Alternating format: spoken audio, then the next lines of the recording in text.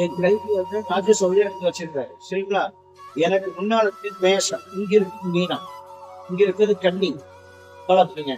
கன்னியில மகாவிஷ்ணுவான நம்ம பிரதிஷ்டை பண்ணுவோம். மகாலட்சுமி கண்ணியில பிரதிஷ்டை பண்ணியாச்சு. சரியா? அப்படியே பார்வதி பரமசிவன் மீனராசில வச்சாச்சு. இது மீனராசி. மத்திய பாவத்தில் பிரம்மதேவத்தை பிரதிஷ்டை பண்ணுவோம். தலைவாங்கி சுத்தி வச்சுட்டோம். பாக்கி 2 நிக்குது கையில. இது 2 1 2 3 4 5 6 7 8 9 10 ஜோடி போடாங்க. அப்படி வந்துச்சா? இதே வந்துச்சு. அப்படி இல்லையா? கரெக்டா 18 அங்கே 18 வருது சார். கரெக்டா முடிச்சிச்சு. மேசராசி வந்து 12 நிமிஷத்துல இருக்கேன். 6 இந்த 6 சொடிய எங்க இருக்கு? மகரத்துல ஒரு சொல்லி வச்சு இங்க வச்சிருக்கிறது என் குலதெய்வம். இங்க வச்சிருக்கிறது தட்சிணாமூர்த்தி. ஏற்கனவே தட்சிணாமூர்த்தி யாரு இருக்கா?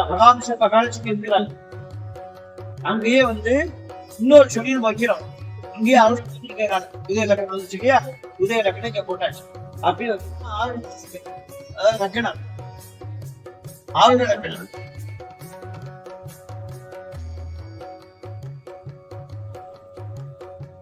தேது, சுக்கிரன், சூரியன், செவ்வாய், புதன்.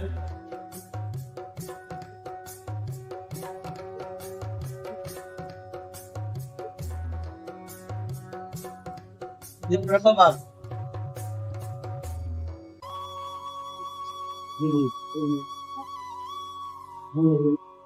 அந்த 6 சேர்ந்தே இருந்தோம். 1 2 3 4 5 6 அதனால 6 ரூபாய்க்கு தண்ணி. 6 5 ஆவணம் இங்க இருக்கு. ஆவணம் வச்சதுக்கு அப்புறம் தான் நம்ம கழுதைய கட்டிட்டாங்க. சோடியம் பிரச்சனை கண்ணி. அந்த கண்ணிக்கு 5 அப்படி கட்டு வச்சுக்கிட்டு இப்போ இங்க பாதகாதிபதி யார்?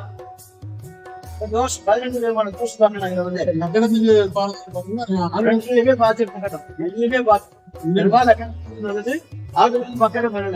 ஆவணத்துக்கு சகோதர தோஷம், சரியா? தாய்மாம தோஷம், கல்வியில தடை, பிரச்சனை, விவாதத்துல பிரச்சனை, ஜாதகம் சந்திக்கிறார். இந்த இடத்தின் அதிபதியையும் இந்த இடம் தான் பிரச்சனைக்குரிய இடம் இருக்கும்போது ஆவணத்துக்கு அப்படி. அதே மாதிரி இங்க பாருங்க, இந்த லட்சணத்துக்கு பாதுகாதிபதியாக அவரும் அவர்தான். எந்த மாதிரியான பிரச்சனை? ஆதகஸ்தானம் சோழி எடுத்து வச்சுட்டு சோழி பேசிடுச்சு. இங்க பிரச்சனை போல இதோட எந்த கடகள் சேர்ந்து இருக்கோ அதுக்கு அடுத்த